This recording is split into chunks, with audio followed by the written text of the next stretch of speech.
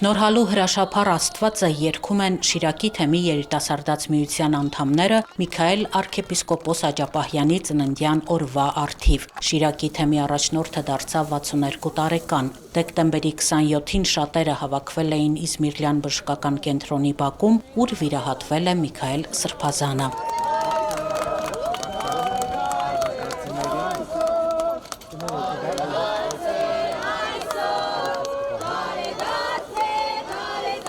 Կալանավորված հոգևորականի ծննդյան տորթի վրա գրված էր ամենաազատ Սրբազանը։ Միքայել Սրբազանը պատուհանի մոտից ողջունեց ու օրհնեց հավաքվածներին, շնորհակալական նամակ ուղարկեց։ Գյումրիի տարբեր համայնքներից եկած երիտասարդներն ասում են, որ թեև այս տարի արտասովոր պայմաններում են շնորհավորում սիրելի Սրբազան հորը, բայց ինչպես միշտ մեծ ոգևորությամբ ու սիրով։ Սրբազանի խոսքերից կարող եմ հիշել այն խոսքերը, որ հատկապես այս օրերին է շատ վերաբերվում, որ փորձությունները պետքա ժպիտով դիմավորենք ու իրանք հաստատ կգան ու կգնան։ Դրանք ամենակարևորն է կարծում եմ այս օրերին ու վերաբերվում է մեզ ու Սրբազանի գրեթե բոլոր մտքերը եւ խոսքերը մեզ ուժ են տալիս այս օրերին, որպեսզի մենք ժպիտով մոտենանք ցանկացած դժվարությունների, ցանկացած խնդիրների ու այդ ամեն ինչը հաղթահարենք ժպիտով։ Սովորաբար իր ծննդյան տարեդարձը մենք նշում ենք Շիրակի թեմի առաջնորդարանում։ Էլի տորթով, մեծ ուրախությամբ ես շատ պարզ հիշում եմ անցած տարվա շնորհավորանքը ու իմ մեջ ֆիքսվել է այն պահը, երբ ինքն իր խոսքում, որ մեզ էր ուղղում, ինքն ասաց, որ իրար շատ սիրեք։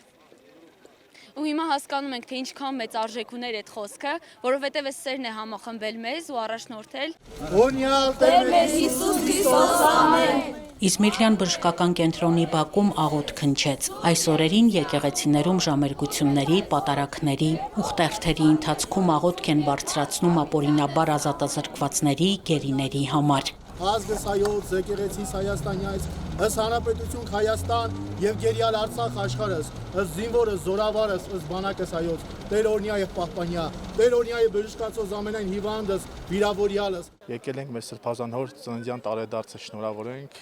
եւ աղոթ վերառաքենք առ Աստված իր առողջության համար, ինչպես նաեւ իր շուտապույտ ազատության համար։ Ամենօրյա կյանքը Սրբազանով լեցուն է։ Սրբազանի ֆիզիկապես ներկայությունը չկա, թե բայց ամենօրյա կյանքը լեցուն է։ Եվ անատապես յուրաքանչյուրի աղոթներում եւ մտքերում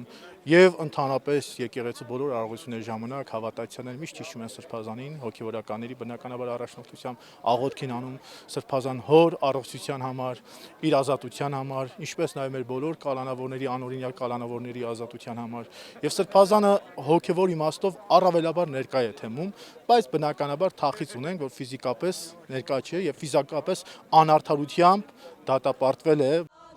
Միքայել arczepiskopos-ի հարազատներից Արտաշես Սարգսակ Աջապահյանը լրագրողներին պատմեց, որ Սրբազանին եղբայրն է խնամում։ Սկզբում մի փոքր դժվարություններ են ստեղծվել, հետո խնամակալության թույլտվություն է ստացել։ Վիրահատությունը շատ լավ է անցել, Սրբազանն իրեն լավ է զգում։ Սրբազանը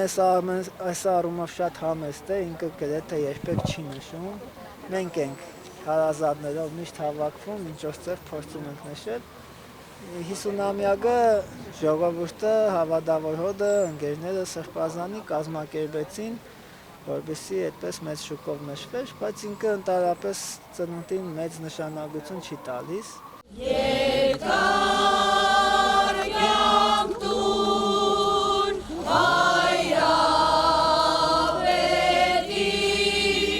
Շիրակի թեմի առաջնորդը անազատության մեջ է հունիսի 27-ից։